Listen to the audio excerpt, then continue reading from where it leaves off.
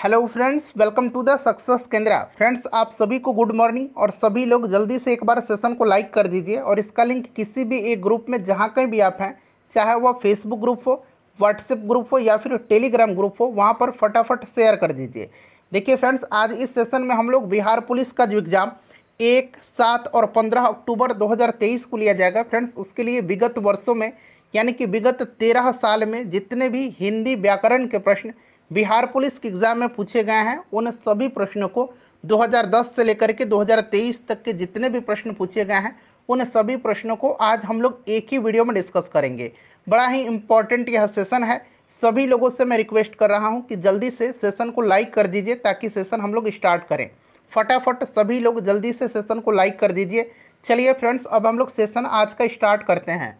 देखिए फ्रेंड्स, आज इस सेशन में हम लोग बिहार पुलिस के लिए वर्ष 2010 से लेकर के वर्ष 2023 तक में यानी कि विगत 13 वर्षों में बिहार पुलिस में जितने भी हिंदी व्याकरण के प्रश्न पूछे गए हैं, उन सभी प्रश्नों को हम आज एक ही वीडियो में डिस्कस करने वाले हैं। तकरीबन हम लोग 100 महत्वपूर्ण प्रश्नों को कवर करेंगे। और देखिए फ्रेंड्स, हिंदी का मैंने एक अलग वीडियो बना करके बता दिया था कि प्रश्न जो हैं कहाँ से हिंदी में पूछे जाते हैं, और आज आपको व्याकरण का प्रश्न करवा दूंगा, सब कुछ स्पष्ट हो जाएगा। सभी लोग जल्दी से एक बार सेशन को लाइक कर दीजिए। देखिए, पहला प्रश्न पढ़ेंगे आज के सेशन का कि रात्रि का पर्याय नहीं है। इसमें से रात्रि का पर्याय कौन सा नहीं है, यह आपसे पूछा जा रहा है। सभी लोगों को आंसर कमेंट करना है। मेरे प्यारे भाई बहन, सबको आंसर कमेंट करना है और आप कोशिश करेंगे 5 से 7 सेकंड के बीच में आंसर कमेंट कर देने के लिए, ताकि जल्दी से हम लोग इस सेशन को कवर कर लें। देखिए, रात्रि का मतलब रात होता है। रात का अर्थ निशा भी होता है, रजनी भी होता है, यामिनी भी होता है, सजनी नहीं होता है। ऑप्शन सी इसका राइट आंसर हो जाएगा। चलिए अगला प्रश्न करेंगे। और देखिए, इस वीडियो को बनाने में 4 से 5 घंटा का मैंने अपना महत्वपूर्ण समय दिया हुआ है। फ्रेंड्स, प्लीज़ सेशन को लाइक ज़रूर कर दीजिएगा। देखिए, इसमें विपर्यार्थक शब्द बताना है अनुराग का। अनुराग का विपर्यार्थक शब्द क्या होगा, जल्दी से कमेंट कर दीजिए आंसर। सभी लोग कमेंट करेंगे। राइट आंसर इसका ऑप्शन नंबर सी हो जाएगा, विराग होता है अनुराग का उल्टा शब्द। चलिए, और मात्र आज भर का समय है, जिनका 1 तारीख को पेपर है। आप लोग ज़्यादा से ज़्यादा रिवीजन करिएगा, ठीक है, और संयम रख करके एग्ज़ाम दीजिएगा। बिल्कुल हड़बड़ाना नहीं है आपको। जो आता है उसको पहले बनाइएगा और तेज़ी में प्रश्नों को सॉल्व करने का प्रयास करिएगा। क्योंकि मैथ और रीजनिंग मतलब दोनों मिला करके 10 प्रश्न होंगे, तो बाकी तो आपको जो आता होगा पहले उनको बनाते चलिएगा, ठीक है ना। चलिए, सही विकल्प इसमें से चुनना है। सर्वज्ञ का अर्थ क्या होता है? सर्वज्ञ का अर्थ क्या होता है? देखिए, राइट आंसर इसका क्या हो जाएगा, जो सब कुछ जानता हो, यानी कि जिसे सब विषय में जानकारी हो। Clear, option A right answer इसका हो जाएगा। नेक्स्ट क्वेश्चन है हिंदी वाला, जो मैंने वीडियो आपको कराया हुआ था। अगर आपने नहीं देखा है तो उसको एक बार ज़रूर आप देख लीजिएगा, ठीक है। हिंदी में कहाँ से प्रश्न पूछे जाते हैं, गद और पद दोनों में आपका क्लियर हो जाएगा। करंट अफेयर्स का 3 वीडियो मैंने कराया हुआ है, तीनों को देख लीजिएगा। 2010 से लेकर के 2023 तक में बिहार पुलिस में जितने भी हिस्ट्री, पॉलिटी, ज्योग्राफी के प्रश्न पूछे गए थे, उनको अलग अलग वीडियो में कराया हुआ है मैंने आपको कवर, उसको जरूर देख करके जाइएगा। निम्नलिखित वाक्यांशों में से कौन सा वाक्यांश पार्थिव शब्द के लिए उपयुक्त है? पार्थिव शब्द के लिए इसमें से कौन सा वाक्यांश जो है उपयुक्त है? चलिए बताइए, राइट आंसर इसका क्या होगा? जल्दी जल्दी आंसर कमेंट करिए।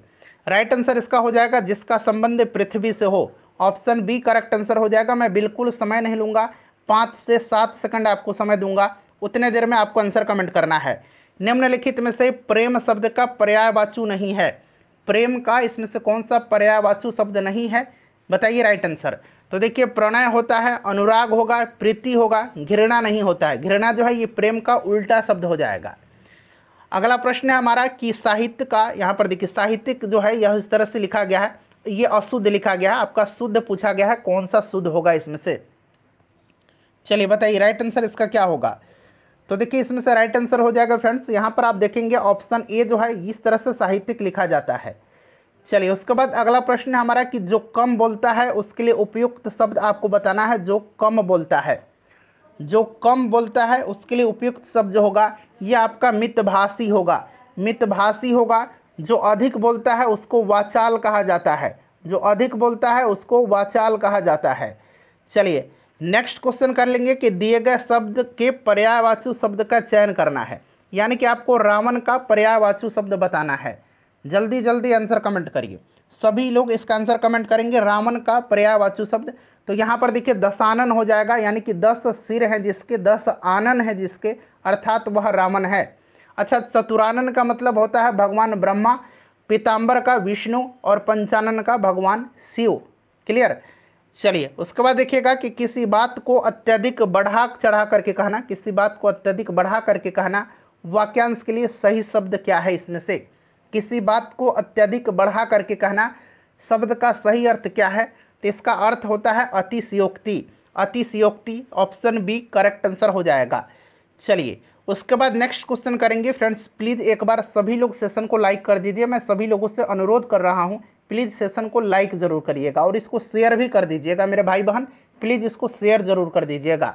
देखिए निम्नलिखित शब्द में से कौन सा शब्द क्रिया विशेषण है इसमें से, यानी कि क्रिया की विशेषता जो बता रहा है वह क्रिया विशेषण कहलाता है। चलिए बताइए इसमें से कौन सा क्रिया विशेषण होगा? तो यहाँ पर देखेंगे राम धीरे धीरे बोलता है या राम धीरे धीरे चलता है, तो चलना क्रिया है और राम किस प्रकार से चल रहा है? तो राम धीरे धीरे चल रहा है, यानी कि यह क्रिया की विशेषता बता रहा है, इसीलिए ऑप्शन सी जो होगा यह क्रिया विशेषण है। चलिए उसके बाद अगला प्रश्न हमारा कि चाचा संज्ञा से विशेषण शब्द क्या होगा? चाचा संज्ञा का विशेषण शब्द क्या होगा? चलिए बताइए राइट आंसर क्या होगा इसका? तो चाचा से आपका चचेरा हो जाएगा, ऑप्शन सी राइट आंसर हो जाएगा। चलिए उसके बाद देखिएगा कि निम्नलिखित में से कर्मवाच्य का चयन करिए। अब यहाँ पर देखिए कर्मवाच्य ये हिंदी में पूछा जा रहा है, आपने अंग्रेजी में पैसिव पढ़ा होगा, एक्टिव से पैसिव, तो उसी प्रकार से ये पैसिव है, आपको बताना है, यानी कि कर्मवाच्य का चयन करना है। बताइए राइट आंसर इसमें से क्या होगा? सभी सेंटेंस को पढ़िए, सभी वाक्य को पढ़िए और राइट आंसर बताइए। तो देखिए फ्रेंड्स ईश्वर द्वारा हमारी रक्षा की जाती है, ऑप्शन बी राइट आंसर हो जाएगा, यह कर्मवाच्य है। उसके बाद नेक्स्ट क्वेश्चन है कि निम्नलिखित में अनेकार्थक शब्द क्या है? अनेकार्थक शब्द यानी कि एक से ज़्यादा अर्थ वाला शब्द इसमें से क्या है? चलिए बताइए राइट आंसर इसका क्या होगा? तो यहाँ पर देखेंगे फ्रेंड्स निशा हो जाएगा। निशा का मतलब एक रात होता है, रात्रि होता है, और दूसरा हल्दी होता है, हल्दी भी निशा का अर्थ होता है। चलिए उसके बाद देखिए निम्नलिखित में से शुद्ध शब्द इसमें से कौन सा है? इसमें से शुद्ध जो है ये कौन सा लिखा गया है? तो यहाँ पर देखेंगे, यहाँ पर दुरावस्था जो है ये शुद्ध लिखा गया है। निरीक्षण में ये इस तरह से निरीक्षण होता है, तदुपरांत में तदुपरांत होता है, इस तरह से तदुपरांत होता है, और अनिष्ट का इस तरह से अनिष्ट होता है। अगला प्रश्न करेंगे कि राम खेल रहा है, वाक्य में जो है यहाँ पर कौन सी क्रिया है? ये पूछा है राम खेल रहा है, इस वाक्य में क्रिया जो है कौन सी क्रिया है? चलिए बताइएगा राइट आंसर क्या होगा? राम खेल रहा है, इसमें कौन सी क्रिया है? सकर्मक है, द्विकर्मक है, अकर्मक है या फिर प्रेरणार्थक क्रिया है? तो यहाँ पर देखिए राम खेल रहा है, यह जो है अकर्मक क्रिया है, अकर्मक क्रिया है। जिस क्रिया का फल कर्म पर पड़ता है वह सकर्मक क्रिया कहलाता है, जिसमें कर्म की प्रधानता होती है। जैसे कि राम क्रिकेट खेल रहा है, ठीक है, तो राम खेल क्या रहा है? तो क्रिया का फल कर्म पर पड़ रहा है, क्रिकेट खेल रहा है, ठीक है ना। क्रिकेट अगर रहता तब ये सकर्मक क्रिया होता, लेकिन राम खेल रहा है, यह क्या है? एक अकर्मक क्रिया है। चलिए राम पत्र लिखता है, ये किस प्रकार का क्रिया है जरा बताइए? तो राम पत्र लिखता है, यह सकर्मक क्रिया है या फिर अकर्मक क्रिया है? एक बार सभी लोग इसका आंसर कमेंट करिए, तो फिर हम लोग आगे बढ़ेंगे। चलिए उसके बाद नेक्स्ट क्वेश्चन कर लेंगे। देखिए राम पत्र लिखता है, यह सकर्मक क्रिया है। देखिए इत्यादि का सही संधि विच्छेद क्या होगा? इत्यादि का सही संधि विच्छेद आपसे पूछा जा रहा है, चलिए बताइए। देखिए इत्यादि का सही संधि विच्छेद जो होगा यह आपका इति प्लस आदि होगा, इति प्लस आदि, यानी कि ऑप्शन यहाँ पर डी राइट आंसर हो जाएगा, इति प्लस यादि। और यह यन संधि का उदाहरण है, यह यन संधि का उदाहरण है, ध्यान रखिएगा, यह यन संधि का उदाहरण है, ठीक है ना, यह यन संधि का उदाहरण है। चलिए आगे बढ़ेंगे, नेक्स्ट क्वेश्चन करेंगे कि भागीरथ प्रयास मुहावरे का उचित चयन करिए। भागीरथ प्रयास जो है इस मुहावरे का उचित चयन यानी कि उचित अर्थ आपको बताना है। बताइए भागीरथ प्रयास यानी कि इसका मतलब होता है असाधारण प्रयास करना, ठीक है ना, असाधारण प्रयास करना भागीरथ प्रयास का यह उचित होगा। चलिए इस गन्ने में मिठास नहीं है, इस गन्ने में मिठास नहीं है, इस वाक्य में भाववाचक संज्ञा कौन सा है? बताइए, इसमें से भाववाचक संज्ञा कौन सा है? इस गन्ने में मिठास नहीं है। तो यहाँ पर आप देखेंगे फ्रेंड्स, मिठास जो है ना, मिठास यह भाववाचक संज्ञा है। मिठास, बुढ़ापा, बुढ़ापा भी भाववाचक ही संज्ञा है।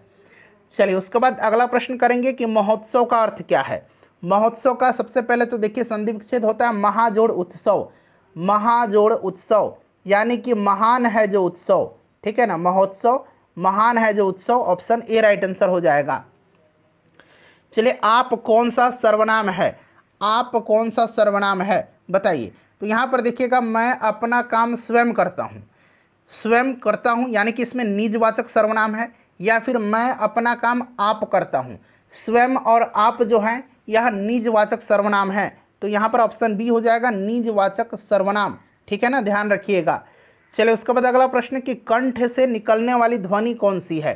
तो मैंने आपको बताया था कि क वर्ग का उच्चारण स्थान, च वर्ग का उच्चारण स्थान, प वर्ग का उच्चारण स्थान, ट वर्ग का उच्चारण स्थान, त वर्ग का उच्चारण स्थान, ये सब मैंने आपको बताया था। क वर्ग का उच्चारण स्थान कंठ से होता है, तो ऑप्शन ये हो जाएगा। च वर्ग का पूछेगा तो च वर्ग का तालु से होता है, तालव्य, ठीक है ना। ट वर्ग का उच्चारण स्थान मूर्धा से होता है। त वर्ग का उच्चारण स्थान दंत से होता है यानी कि दांत से। और प वर्ग का उच्चारण स्थान ओठ से होता है यानी कि ओष्ठ से होता है। ये सब ध्यान रखिएगा, चूंकि आगे इस पर प्रश्न आपको और भी मिलेगा। चलिए, अगला प्रश्न करेंगे। नेक्स्ट क्वेश्चन है, कौन समूहवाचक संज्ञा नहीं है? नहीं पूछा गया है, बताइए कौन सा इसमें से समूहवाचक संज्ञा नहीं है। राइट आंसर इसका क्या होगा? तो यहाँ पर देखेंगे फ्रेंड्स, वर्ग बिल्कुल समूहवाचक है, कक्षा की बात की जा रही है। सेना भी है, सभा भी है। झरना नहीं है। झरना जो है यह किस प्रकार का है? तो झरना व्यक्तिवाचक संज्ञा होता है। चलिए, अगला प्रश्न करेंगे। नेक्स्ट क्वेश्चन है कि तोपची में कौन सा प्रत्यय है? तोपची में कौन सा प्रत्यय है? अच्छा, उपसर्ग जो है यह पहले लगता है और प्रत्यय बाद में लगता है। तो तोपची में जो है ची प्रत्यय है, ची प्रत्यय है। सब्यसाची किसका पर्यायवाची शब्द है? सब्यसाची, सब्यसाची का मतलब होता है जो दाहिने और बाएं दोनों हाथों से समान रूप से कार्य करता हो। और सब्यसाची अर्जुन को कहा जाता है। अर्जुन राइट आंसर हो जाएगा। युद्ध में स्थिर रहने वाला युधिष्ठिर कहलाता है, ठीक है ना। सबसे ज्येष्ठ पांडव युधिष्ठिर ही थे। चलिए, नेक्स्ट क्वेश्चन करेंगे कि आह्वान का विपर्यार्थक शब्द। आह्वान का मतलब होता है बुलाना, ठीक है ना। जब भी कोई भी यज्ञ वगैरह होता है तो आह्वान किया जाता है और फिर अंत में उसका विसर्जन होता है, तो आह्वान का विपर्यार्थक विसर्जन होगा। चलिए, ईश्वर को आह्वान करते हैं और फिर बाद में जब यज्ञ या कोई भी जो आपका पूजा पाठ संपन्न होता है तो विसर्जन होता है, आपने पढ़ा होगा, तो आह्वान का विसर्जन होगा। चलिए, उसके बाद नेक्स्ट क्वेश्चन है, शैशव शब्द कौन सा संज्ञा पद है? शैशव कौन सा संज्ञा पद है? चलिए बताइएगा। शैशव जो है यह भाववाचक है, ठीक है ना, भाववाचक है। चलिए, उसके बाद नेक्स्ट क्वेश्चन है, अधिकरण कारक के चिन्ह कौन सा है? अधिकरण कारक के चिन्ह, चलिए बताइए, अधिकरण कारक के चिन्ह कौन सा है? तो में, पै और पर जो होता है ये अधिकरण कारक है। कर्ता ने कर्म को करण से संप्रदान को के लिए, ये सब मैंने आपको बता दिया था पहले ही जब मैं सेट करा रहा था, ठीक है ना। तो इतना बेसिक आपको पता होना चाहिए। अधिकरण में पर, ठीक है ना। चलिए, अगला प्रश्न है कि पढ़ना किस प्रकार की क्रिया है? अच्छा, आप कुछ भी पढ़ेंगे, जब आप पढ़ेंगे तो कुछ ना कुछ तो आप पढ़ेंगे, चाहे वो अखबार पढ़ेंगे, चाहे आप किताब पढ़ेंगे, चाहे आप पत्र पढ़ेंगे, कुछ भी आप पढ़िएगा।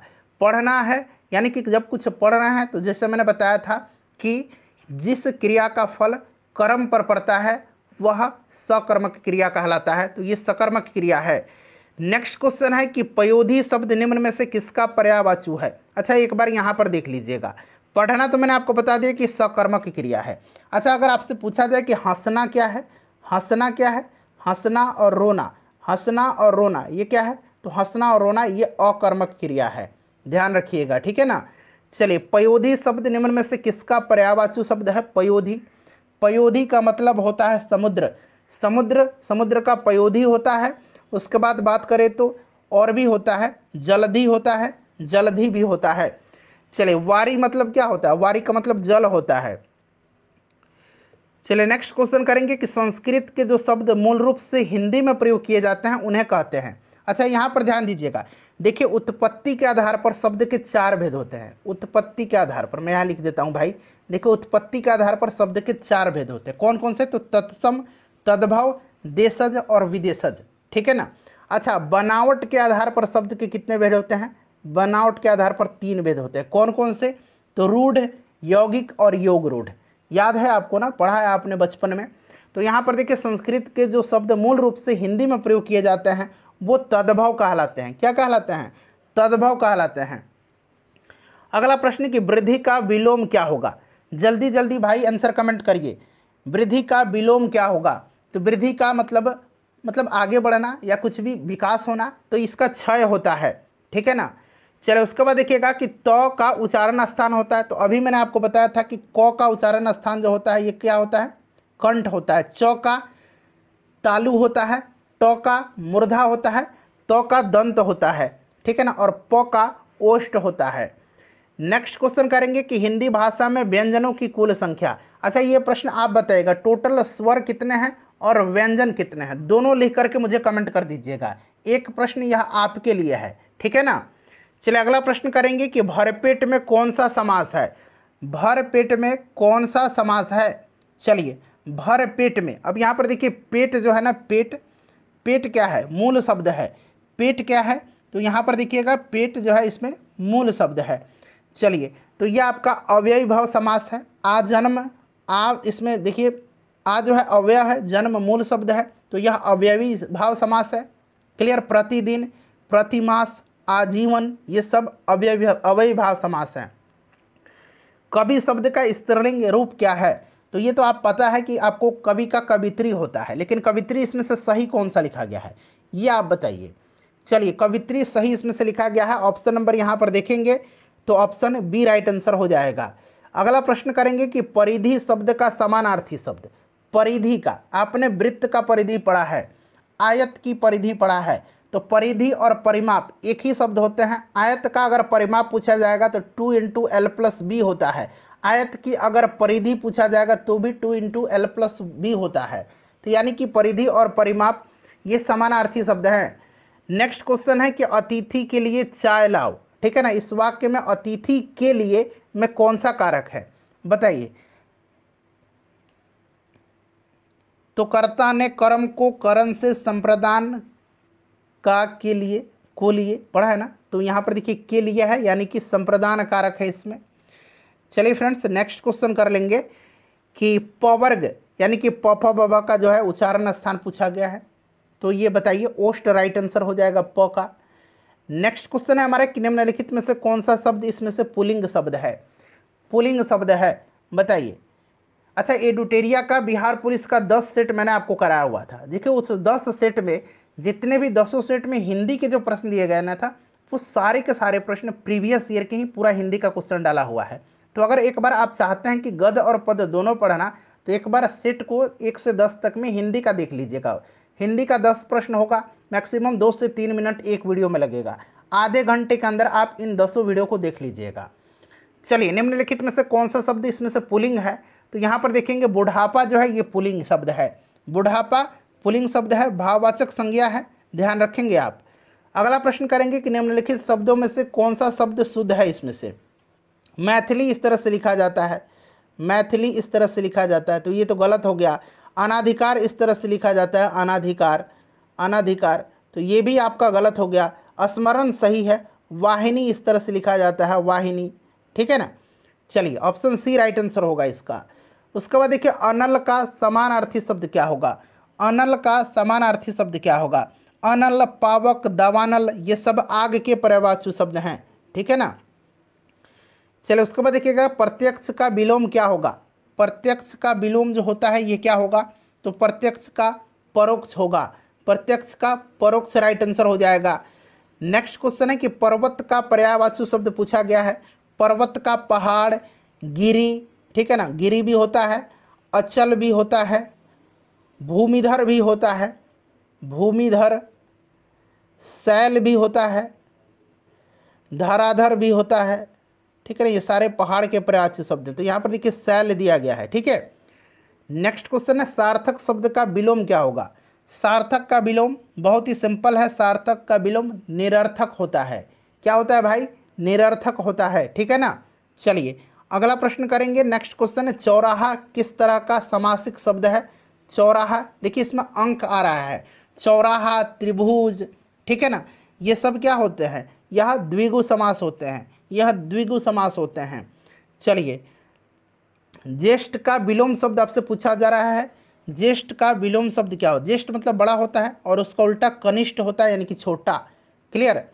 चलो उसके बाद देखिएगा कि अतुल का समानार्थी शब्द, अतुल का समानार्थी शब्द, तो अतुल मतलब द्वितीय, अद्वितीय होता है, अतुल अद्वितीय हो जाएगा इसका राइट आंसर। क्लियर? चलो उसके बाद अगला प्रश्न हमारा कि अनुचित ढंग से प्राप्त किया गया लाभ, इसके लिए एक शब्द चुनना है। अनुचित ढंग से प्राप्त किया गया लाभ के लिए एक शब्द क्या होगा? तो फ्रेंड्स यह आपका हो जाएगा अपलाभ, अपलाभ राइट आंसर होगा, अनुचित ढंग से प्राप्त किया गया लाभ। अगला प्रश्न है कि सभी जातिवाचक संज्ञा का समूह आपको बताना है। इसमें सारे के सारे जातिवाचक ही होना चाहिए। यहाँ देखिए बुढ़ापा बना लीजिएगा तो ये भाववाचक हो जाएगा, ठीक है, यहाँ पर भी बुढ़ापा है। क्लियर? तो यहाँ पर देखिएगा लड़का, नागरिक और कार, ये जो है यहाँ पर आपका जातिवाचक, यहाँ दिल्ली आ गया, व्यक्तिवाचक हो जाएगा ये। नेक्स्ट क्वेश्चन, इनमें संज्ञा शब्द कौन सा है? इसमें से संज्ञा शब्द जो है ये कौन सा है? तो ये आपका इसमें से संज्ञा बताइए, ये माधुर्य हो जाएगा। उसके बाद नेक्स्ट क्वेश्चन है कि वह अवस्था जब सचमुच में युद्ध हुआ नहीं होता परंतु युद्ध का माहौल हमेशा बना रहता है, उसको हम लोग क्या कहते हैं? तो उसको गृह युद्ध कहा जाता है, नहीं, उसको शीत युद्ध कहा जाता है, उसको शीत युद्ध कहा जाता है, ठीक है ना, कोल्ड वार जिसको हम लोग बोलते हैं अंग्रेजी में। चलो उसके बाद देखिएगा कि कपीस और सचिंद्र शब्दों का सही संधि विच्छेद इसमें से बताना है, कपीस का और सचिंद्र का। तो देखिए कपीस का क्या होगा? कपी प्लस इस होता है, इस तरह से कपी जोड़ इस होगा। और सचिंद्र का किस तरह से होगा? ये तालाब वैसा है, सचिंद्र का सची प्लस इंद्र होगा। तो कहाँ पर दिया गया है देखिए, तो यहाँ पर देखिए कपी प्लस इंद्र और Sachi plus Indra, option C right answer हो जाएगा। चलिए उसके बाद नेक्स्ट क्वेश्चन कर लेंगे। अगला प्रश्न कि उपसर्गों के बारे में सत्य नहीं है। सत्य नहीं, शब्द के प्रारंभ में उपसर्ग जुड़ते हैं, शब्द के अंत में नहीं, शब्द के अंत में तो प्रत्यय लगता है, तो यही जो है सत्य नहीं है। अर्थ में परिवर्तन कर देते हैं, बिल्कुल। नया शब्द निर्मित होता है, बिल्कुल, ये सही दिया गया तीनों, ऑप्शन बी राइट आंसर हो जाएगा। यह घर मेरा है और वह तुम्हारा, रेखांकित यहाँ पर किया गया है, शब्द क्या है? यह घर है, यह घर मेरा है, वह घर तुम्हारा है। बताइए राइट आंसर इसका क्या होगा? करेक्ट आंसर इसका क्या होगा? बताइए तो इसका करेक्ट आंसर क्या होगा? तो यह संज्ञा होगा, ठीक है ना। चलिए उसके बाद देखिएगा कि शांति से बैठ करके अपना कार्य कीजिए, यहाँ पर रेखांकित किया गया है, वही पूछा गया रेखांकित शब्द किस क्रिया विशेषण का प्रकार है? ये तो पता है क्रिया विशेषण है, लेकिन इसका प्रकार क्या है? तो यह रीतिवाचक है। क्यों? क्योंकि इसमें क्रिया की विशेषता बताई जा रही है कि किस प्रकार से आपको काम करना है, यानी कि क्रिया विशेषण की भी विशेषता, शांति से बैठ करके। चलिए बहुव्रीहि समास में देखिए, बहुव्रीहि समास में ना पहला पद प्रधान होता है ना बाद वाला पद, दूसरा पद, इसमें तीसरा पद प्रधान होता है, ठीक है। बहुव्रीहि समास में विशेष अर्थ प्रकट करता है। वर्णों का सार्थक समूह क्या कहलाता है? वर्णों का सार्थक समूह जो है यह शब्द कहलाता है, और शब्दों का सार्थक समूह वाक्य कहलाता है। शब्दों का सार्थक समूह वाक्य कहलाता है, वर्णों का सार्थक समूह शब्द कहलाता है। चलिए अंग है, अंग क्या है? एक, यह एक क्या है? यह एक अयोगवाह है, यह एक अयोगवाह है, ध्यान रखिएगा। नेक्स्ट क्वेश्चन, यह लड़की बहुत सुंदर है, वाक्य में लड़की शब्द क्या है? लड़की शब्द क्या है? बताइए, लड़की जो है इसमें से पद है, ठीक है ना। उसके बाद देखिए आ बैल, यह एक लोकोक्ति है, इसको पूर्ण करना है, यह अपूर्ण दिया है, यानी कि पूरा फुल नहीं है, इसको पूरा करना है आपको। आ बैल क्या होता है? आ बैल खेत जोत, नहीं, ये लोकोक्ति तो हमने सुना ही नहीं है। आ बैल चारा खा, ये भी नहीं है। आ बैल गाड़ी चला, नहीं। आ बैल मुझे मार, आ बैल मुझे मार यानी कि विपत्ति को निमंत्रण दे करके बुलाना, जानबूझ करके मुसीबत मोल लेना, ठीक है ना। तो आ बैल मुझे मार। नेक्स्ट क्वेश्चन है कि गुरु शब्द का स्त्रीलिंग रूप बनाने वाला प्रत्यय। तो गुरु का सबसे पहले जानिए स्त्रीलिंग गुरुवाइन होता है। क्या होता है गुरु का? गुरु का स्त्रीलिंग जो होता है ये गुरुवाइन होता है, ठीक है ना। तो गुरु का यानी कि आइन प्रत्यय लगा हुआ है, तो ये गुरुवाइन बना है। अगला प्रश्न है कि सज्जन का विपरीतार्थिक शब्द, सज्जन का विपरीतार्थिक उल्टा शब्द क्या होगा? तो सज्जन का दुर्जन होगा, दुर्जन राइट आंसर हो जाएगा। एक बार सभी लोग फ्रेंड्स प्लीज़ सेशन को लाइक कर दीजिए और अपने फ्रेंड्स के पास इसको शेयर जरूर कर दीजिए। देखिए इसमें से भारतेंदु का सही संधि विच्छेद क्या है? भारतेंदु का, तो भारतेंदु का होता है भारत प्लस इंदु, भारत प्लस इंदु, ये वाला ऑप्शन डी राइट आंसर हो जाएगा, भारत प्लस इंदु। नीलकंठ शब्द क्या है? तो नीलकंठ यानी कि नीला है कंठ जिसका, यानी कि भगवान शिव, इसमें एक विशेष अर्थ प्रकट हो रहा है ना, तो इसीलिए ये क्या है? योगरूढ़ है। योगरूढ़ मैंने बताया था कि बनावट के आधार पर शब्द के तीन भेद होते हैं, रूढ़, यौगिक और योगरूढ़। तो यहाँ पर देखिए विशेष अर्थ प्रकट कर रहा है, योगरूढ़। पीताम्बर, पीला है जिसका अंबर, यानी कि भगवान विष्णु की बात की जा रही है, तो पीताम्बर भी योगरूढ़ ही होगा। चलिए उसके बाद नेक्स्ट क्वेश्चन करेंगे कि पुरुष एवं स्त्री का जोड़ा, इसके लिए उपयुक्त शब्द चुनिए। पुरुष एवं स्त्री का जोड़ा, पुरुष एवं स्त्री का जोड़ा यह दंपत्ति कहलाता है। चलिए उसके बाद नेक्स्ट क्वेश्चन करेंगे कि निम्नलिखित में से किस वाक्य में अकर्मक क्रिया है? इतना बढ़िया तरीके से मैंने आपको सकर्मक और अकर्मक बताया था। देखिए गेहूं पिस रहा है, ठीक है, गेहूं पिस रहा है, यही अकर्मक है। मैं बालक को जगवाता हूँ, किसको जगवाना है? बालक को, ये सकर्मक है। मदन गोपाल को हंसा रहा है, हंसा रहा है किसको? गोपाल को। वह पत्र लिखता है, क्या लिख रहा है? पत्र लिख रहा है। तो ये सारे जो है सकर्मक क्रिया है, क्योंकि इसमें कर्म का फल कहाँ पर, इसमें जो है क्रिया का फल किस पर पड़ रहा है? कर्म पर पड़ रहा है, इसलिए सकर्मक है। ऑप्शन ए अकर्मक हो जाएगा। चलिए घर का जोगी जोगना आन गांव का सिद्ध, लोकोक्ति का सही अर्थ क्या है? घर का जोगी जोगना आन गांव का सिद्ध, इसका मतलब होता है घर के ज्ञानी को सम्मान नहीं, घर के ज्ञानी को सम्मान नहीं। चलिए उसके बाद नेक्स्ट क्वेश्चन है पैर फैला करके सोना, मुहावरे का अर्थ। पैर फैला करके सोना, मुहावरे का अर्थ क्या होगा? तो इसका मतलब होता है निश्चिंत होकर के सोना, इसका मतलब होता है निश्चिंत होकर के सोना। चलिए उसके बाद देखिएगा कि आजन्म शब्द का समास बताइए। मैंने बताया था ना आजन्म, ठीक है ना, प्रतिदिन, प्रतिमास, आजीवन, ये सारे अव्ययी भाव समास हैं, ये अव्ययी भाव समास है आजन्म में, ठीक है, ध्यान रखिएगा। चलिए इसमें आ अवयव है और जन्म मूल शब्द है, इसीलिए यह अव्ययी भाव समास है।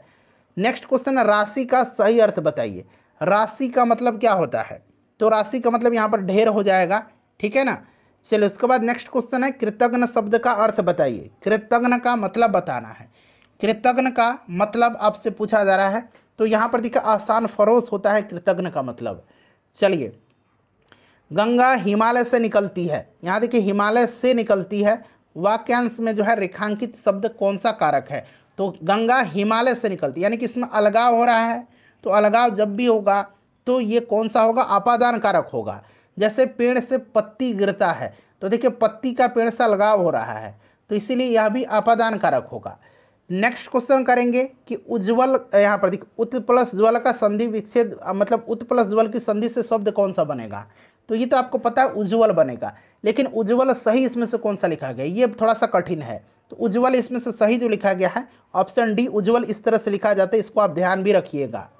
नेक्स्ट क्वेश्चन है निम्नलिखित में से मोक्ष का पर्यायवाची शब्द कौन सा है? देखिए मोक्ष का पर्यायवाची शब्द क्या होगा? मोक्ष मतलब होता है मुक्ति, छुटकारा, ठीक है ना, छुटकारा यहाँ पर राइट आंसर हो जाएगा। उसके बाद देखिए तथापि शब्द का संधि विच्छेद क्या होगा? तथापि का संधि विच्छेद क्या होगा? तो फ्रेंड्स आपको पता है तथा जोड़ अपि होता है, तथा जोड़ अपि इसका राइट आंसर हो जाएगा। इस तरह से तथा और अपि ध्यान रखिएगा। अगला प्रश्न करेंगे कि नवग्रह शब्द का समास भेद बताइए। तो नवग्रह, त्रिभुज, ये सब मैंने आपको बताया था कि यह कौन सा है? तो यह द्विगु है, ठीक है ना, यह क्या है? तो द्विगु समास है, याद रखिएगा। चलिए तो यहाँ पर द्विगु समास हो जाएगा। अगला प्रश्न करेंगे कि उसने पत्र लिखा, रेखांकित शब्द का सर्वनाम भेद बताइए। उसने पत्र लिखा, यानी कि उसने कौन सा सर्वनाम है? उसने में कौन सा सर्वनाम है? चलिए सभी लोग आंसर कमेंट करिएगा और फ्रेंड्स प्लीज़ सेशन को लाइक कर दीजिए। अपने अपने एग्ज़ाम सेंटर पर समय से आप पहले पहुंच जाइएगा, ठीक है ना। OMR सीट किस प्रकार से रंगना है, इसको ध्यानपूर्वक आप लोग रंगिएगा, सोच समझ करके, हड़बड़ा करके नहीं रंगिएगा। रंगने के समय कोई भी आपको अगर दिक्कत होती है, समझ में नहीं आता है, तो आप वहाँ पर जो शिक्षक होंगे, जो गार्डिंग में होंगे परीक्षा के, उनको बुलाइएगा और उनसे समझ करके रंगिएगा, ठीक है ना। हड़बड़ा करके मत रंगिएगा, ध्यानपूर्वक रंगिएगा। और वो जो आपका क्या बोलते हैं, आपको लिखना है 2 जगह, अंग्रेजी में और हिंदी में, दोनों में लिखना है, तो वो दोनों लिखिएगा, ठीक है ना। चलिए तो उसने में जो है इसमें पुरुषवाचक जो है सर्वनाम है, पुरुषवाचक सर्वनाम है, चलिए व्याकुल का संधि विच्छेद क्या होगा, व्याकुल का तो वी प्लस आकुल होता है, यह यण संधि का उदाहरण है, यह भी आप याद रखिएगा, वी जोड़ आकुल होगा, यह यण संधि का उदाहरण है। नेक्स्ट क्वेश्चन है किसी कार्य को करने का संकल्प करना, मुहावरे का अर्थ क्या होता है, किसी कार्य को करने का संकल्प करना। चलिए जल्दी से आंसर बता दीजिए, सभी लोग आंसर कमेंट करिएगा, सबको आंसर कमेंट करना है मेरे प्यारे भाई बहन, और एग्जाम में डर को निकाल करके एग्जाम में बैठिएगा। समझिए कि आपने जो तैयारी की है उस पर भरोसा रखिएगा, ठीक है, भरोसा रख करके एग्जाम देना है। राइट आंसर होगा आपका दृढ़ निश्चय करना, किसी कार्य को करने का संकल्प करना। उसके बाद देखिए जो बहुत कुछ जानता हो, जो बहुत कुछ जानता हो उसके लिए एक शब्द क्या होगा, तो ये बहुश्रुत होता है, बहुश्रुत होता है, ध्यान रखिएगा। चलिए उसके बाद देखिएगा कि जिसको प्राप्त करना कठिन हो, वाक्यांश के लिए एक शब्द बताना है, जिसको प्राप्त करना कठिन हो उसको क्या कहेंगे। चलिए सेशन को सभी लोग लाइक कर दीजिए और इसको शेयर कर दीजिएगा, ठीक है ना, तो यह दुर्लभ होता है। फ्रेंड्स इतना ही प्रश्न था, मैंने आपको सब कुछ कवर करा